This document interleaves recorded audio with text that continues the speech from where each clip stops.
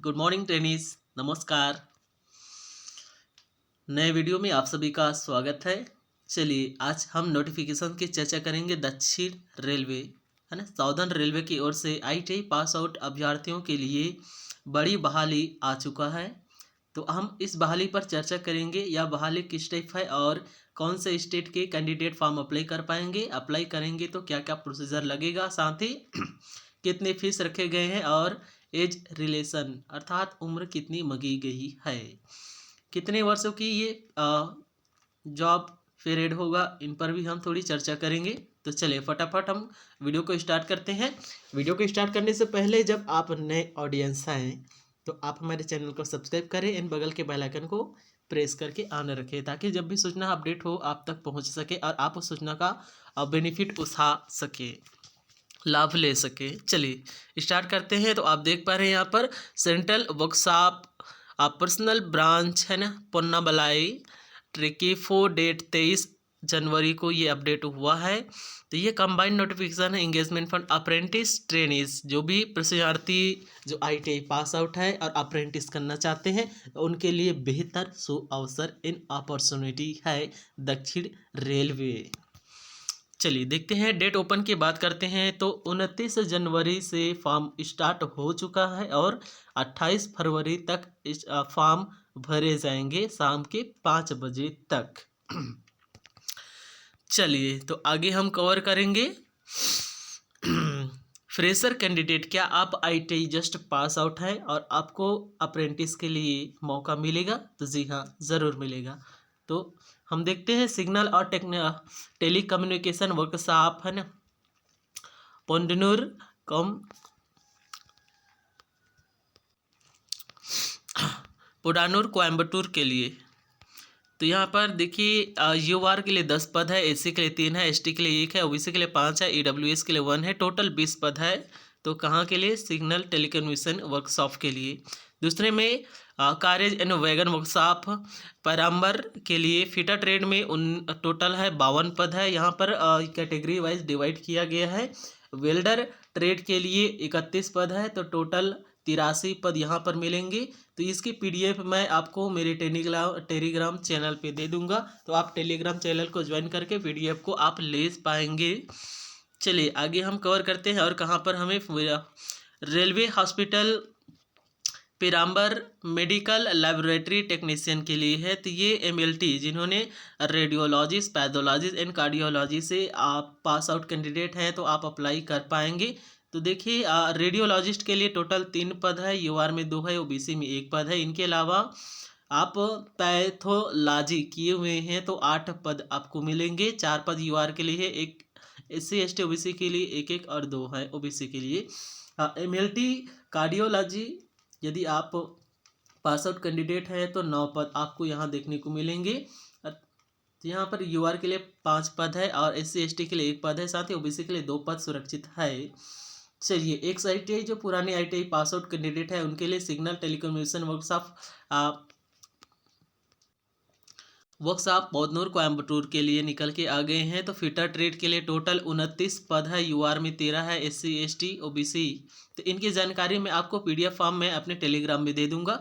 टन्नर trade के लिए 12 पद है, मशीनिस्ट के लिए 6 पद है, इलेक्ट्रीशियन ट्रेड के लिए 15 पद है, वेल्डर के लिए 15 पद है, इलेक्ट्रीशियन के लिए 10 पद है, इलेक्ट्रॉनिक मैकेनिक के लिए 10 पद है, कोपा ट्रेड के लिए 13 पद है। तो टोटल यहाँ पर 95 पोस्ट देखने को मिल रहे हैं। तिरुवनंतपुरम डिवीज़न के लिए हम देखते हैं तो कौन कौन से ट्रेड के लिए कितने पद है। तो वेल्डर ट्रेड के लिए 20 पद है, इलेक्ट्रीशियन के लिए 120 पद है, फिटर ट्रेड के लिए 60 पद है, कारपेंटर ट्रेड के लिए 10 पद है, इलेक्ट्रॉनिक मैकेनिक के लिए 30 पद है, प्लम्बर ट्रेड के लिए 10 पद है, डीजल मैकेनिक के लिए 20 है, पेंटर ट्रेड से हैं तो आप 10 पद मिलेंगे। तो टोटल 280 पद तिरुवनंतपुरम डिवीज़न में आपको अप्रेंटिसशिप की पद मिल जाएंगे।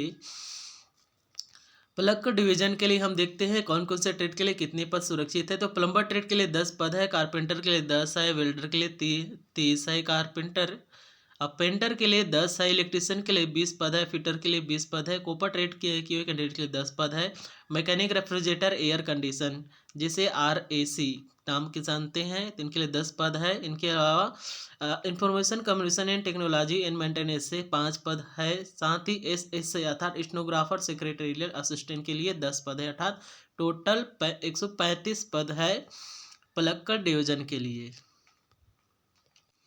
चलिए, इनके अलावा हमें और कहाँ अपॉर्चुनिटी मिल रहा है, तो सलेम डिवीजन के लिए मिल रहा है। ट्रेड इलेक्ट्रीशियन के लिए 93 पोस्ट है। टर्नर ट्रेड के लिए 3 है। वेल्डर के लिए 49 है। फिटर के लिए 89 है। डीजल मैकेनिक के लिए 8 पद है। मशीनिस्ट के 8 पद है। वायरमैन के लिए 32 पद है। कोपर ट्रेड के लिए 12 पद सुरक्षित है। अर्थात यहाँ पर इस डिवीजन में 294 पोस्ट है। Trade electrician, fitter, welder, diesel mechanic, machinist, wireman, COPA and turner trade को मिलाकर। Carriage and wagon workshop Perambur के लिए पुनः निकल के आ गए हैं। पोस्ट है टोटल 333 है। देखते हैं, कारपेंटर में 21 पद है। फिटर के लिए 125 पद है। मैकेनिक मशीन्स टूल्स मेंटेनेंस की 21 पद है। मैकेनिक मोटर व्हीकल के लिए 31 पद है। PASSA है ना, तो ये स्टेनोग्राफर के लिए 21 पद है। वेल्डर के लिए आपको 114 पद मिल रहे हैं यहाँ पर। लोको वर्क्स पेराम्बर के लिए ये अलग अलग यूनिट है, तो यहाँ पर अलग अलग पोस्ट आपको देखने को मिलेंगे। इलेक्ट्रीशियन ट्रेड के लिए 78 पद है। इलेक्ट्रॉनिक मैकेनिक के लिए 10 पद है। PASSA के असिस्टेंट के लिए 10 पद है। Mechanic refrigerator and air condition के लिए 16 पद है। फायरमैन के लिए 21 पद सुरक्षित है। तो टोटल पदों की संख्या 135 है। इलेक्ट्रिकल वर्कशॉप पेराम्बूर के लिए पुनः ही पद है। फिटर ट्रेड के लिए 148 है। पेंटर के लिए 18 पद है। और स्टेनोग्राफर के 8 पद हैं। और वेल्डर ट्रेड के लिए गैस एंड इलेक्ट्रिक दोनों ही ट्रेड से यदि आप पास आउट है वेल्डर ट्रेड में, तो आप 50 पद यहाँ पर मिल जाएंगे। इंजीनियरिंग वर्कशॉप अरकोनल, इंजीनियरिंग वर्कशॉप अरकोनम के लिए पद है। फिटर ट्रेड में 20 पद मांगे गए हैं। मशीनिस्ट में 9 है। टर्नर में 10 है। वेल्डर में 9, अर्थात टोटल 48 पद है। इनके अलावा चेन्नई डिवीजन के लिए आपको मिलेंगे 24 पद, जहां पर स्टेनोग्राफर के लिए मांगे गए हैं। खासकर Chennai division electrical rolling stock Arakkonam के लिए मांगे गए हैं 65 पद। एडवांस वेल्डर के 5 पद है। इलेक्ट्रीशियन के 26 है। इलेक्ट्रॉनिक मैकेनिक के 3 है। फिटर के लिए 26 है। वेल्डर ट्रेड के लिए 5 पद सुरक्षित है। Chennai division electrical rolling stock आबादी के लिए आपको फिटर ट्रेड और इलेक्ट्रीशियन देखने मिलेंगे, तो 33 और 32 पोस्ट है। चेन्नई डिवीजन में ही इलेक्ट्रिकल रोलिंग स्टॉक एंड तंबरम के लिए मांगे गए हैं। इलेक्ट्रीशियन के 17 पद है। फिटर के 23 पद है। वेल्डर के 5 है। और कारपेंटर ट्रेड के लिए 10 पद सुरक्षित है। Chennai division electrical rolling stock Royapuram जगह के लिए mechanic refrigerator and air condition के लिए 6 पद सुरक्षित है। फिटर ट्रेड के 9 है। इलेक्ट्रीशियन के 9 है। वेल्डर गैस एंड इलेक्ट्रिक दोनों के लिए 6 हैं, तो टोटल 30 पद यहाँ पर मिलेंगे। चेन्नई डिवीजन मैकेनिक डीजल के लिए यहाँ पर है 22 पद है। फिटर ट्रेड में 7 पद मांगे हैं। डीजल मैकेनिक के 5 है। और इलेक्ट्रीशियन के 10 पद मांगे गए हैं। इनके अलावा Chennai division mechanic carriage and wagon जो सेक्टर होते हैं वहाँ पर ITI कैंडिडेट मांगे गए हैं। फिटर में 188 पद है। कारपेंटर के 6 पद है। वेल्डर गैस एंड इलेक्ट्रिक के लिए 52 है। और मशीनिस्ट के लिए 4 है। टोटल 250 पोस्ट है। चेन्नई डिवीजन रेलवे हॉस्पिटल पेराम्बर के लिए मांगे हैं। स्टेनोग्राफर में टोटल 3 पद है। UR में 1 है। OBC में 1 है। सेंट्रल वर्कशॉप पूनमलाई के लिए मांगे गए हैं। मैकेनिक डीजल से आप पास आउट है तो 50 पद है। फिटर ट्रेड के लिए 120 है। वेल्डर के लिए 90 है। मशीनिस्ट के लिए 25 है। मैकेनिक मोटर व्हीकल के 4 पद है। पेंटर के 15 है। इलेक्ट्रीशियन के 45 पद है। Mechanic refrigerator and air condition के 20 पद है। इलेक्ट्रॉनिक मैकेनिक्स के लिए 5 है। और कोपा ट्रेड के लिए 16 है। तो टोटल यहाँ पदों की संख्या 390 है। तिरुचिरापल्ली डिवीजन के लिए मांगे गए हैं। फिटर ट्रेड के 41 पद है। वेल्डर के 2 है। इलेक्ट्रीशियन के 56 पद है। मैकेनिक डीजल के 26 है। इलेक्ट्रॉनिक मैकेनिक के 28 पद। इन कोपा ट्रेड के 34 पद सुरक्षित है। मदुरई डिवीजन में हम देखते हैं फिटर ट्रेड में 52 पद मांगे गए हैं। वेल्डर में 12 है। इलेक्ट्रीशियन में 14 है। Mechanic mechanic, refrigerator and air condition के 8 पद हैं। इन कॉपर ट्रेड से 16 पद मांगे गए हैं। टोटल 102 पद है। तो इस प्रकार से अलग अलग डिवीजन में पदों की संख्या आवंटित की गई है, जिनकी जानकारी हमने आपको वीडियो के माध्यम से दिया। आगे हम देखते हैं। चलिए, अब कौन कौन से कैंडिडेट, कितनी उम्र वाले कैंडिडेट फॉर्म अप्लाई कर पाएंगे। तो कैंडिडेट शुड बी कंप्लीट 15 वर्ष आपके हो चुके होने चाहिए, और इनके अलावा आपको 22 से 24 वर्ष से ज़्यादा नहीं होने चाहिए, है ना। यदि अपर एज है तो एज रिलेक्शन में 3 ईयर्स ओबीसी की कैंडिडेट के लिए छूट मिलता है। 5 साल के लिए एससी एसटी कैंडिडेट को छूट मिलता है। साथ ही 10 वर्ष के लिए आप PWD department personal and disability category में आते हैं तो आपको 10 वर्ष का विशेष छूट मिलता है। चलिए, अब हम देखते हैं जो मिनिमम एकेडमी जो technical qualification as per the apprenticeship act 1961 for fresher category and their trainings period, यानी कि आप फ्रेशर हैं और आपकी ट्रेनिंग जो पीरियड है कितनी वर्ष के लिए आप यहाँ पर प्रशिक्षण प्राप्त करेंगे, अर्थात आप अप्रेंटिसशिप के लिए जॉब करेंगे। चलिए, फिटर ट्रेड में यदि आप 10वीं पास आउट है और आप 12वीं पढ़े हैं, है ना, आईटीआई नहीं है, तो उस कंडीशन में आपको 2 वर्ष का अप्रेंटिसशिप मिलेगा। तो रेलवे की ओर से आपको 2 वर्ष के लिए प्रशिक्षण दी जाएंगे। साथ ही आपको स्टाइपेंड्री के रूप में कुछ पेमेंट भी मिलेंगे। साथ ही वेल्डर के लिए आप टेक्निकल क्वालिफिकेशन आप 10वीं पास आउट है और 12वीं पढ़े हैं तो आपको 1 साल और 3 माह के पीरियड होंगे। इनके अलावा मैकेनिकल लेबोरेटरी एंड टेक्नीशियन के लिए आप फॉर्म अप्लाई करते हैं तो 12वीं पास यदि आप हो तो आप देखिए यहाँ पर एजुकेशन की बात करें तो फिजिक्स, केमिस्ट्री एंड बायोलॉजी से मिनिमम 50% आपके होने चाहिए। तो 1 वर्ष 3 माह के आपके अप्रेंटिस पीरियड होने वाले हैं।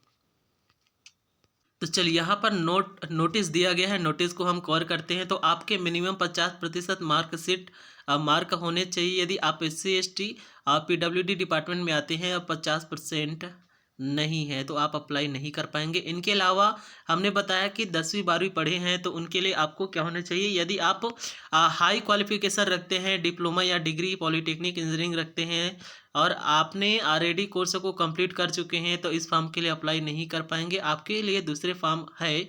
इनके अलावा candidate should have already pass the prescribed qualification on the date of issued by notification. Candidate appearing in the qualification examination, candidate whose result of qualifying examination awaiting are not available. अर्थात आप तैयारी कर रहे हैं, पढ़ रहे हैं, आपकी एग्जाम और रिजल्ट नहीं आए हैं तो आप भी अप्लाई नहीं कर पाएंगे। तो ये तो जानकारी रही 10वीं और 12वीं पढ़े कैंडिडेट के लिए, है ना। अब देखते हैं ITI पास आउट कैंडिडेट के लिए कितने वर्ष की अप्रेंटिसशिप की अवधि रखी गई है।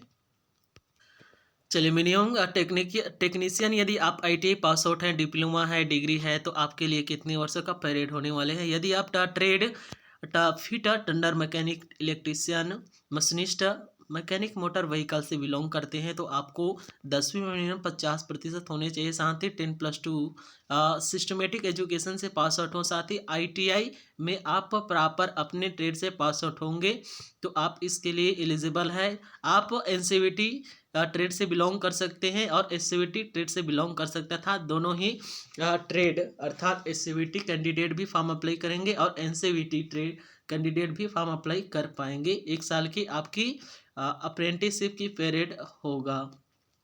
यदि आप welder, carpenter, plumber, machine tools maintenance, machinist, refrigerator and air condition, mechanic, diesel, electronic, mechanic, printer trade से बिलोंग करते हैं तो आपको भी 1 साल की अप्रेंटिसशिप ट्रेनिंग प्रशिक्षण लेनी होगी।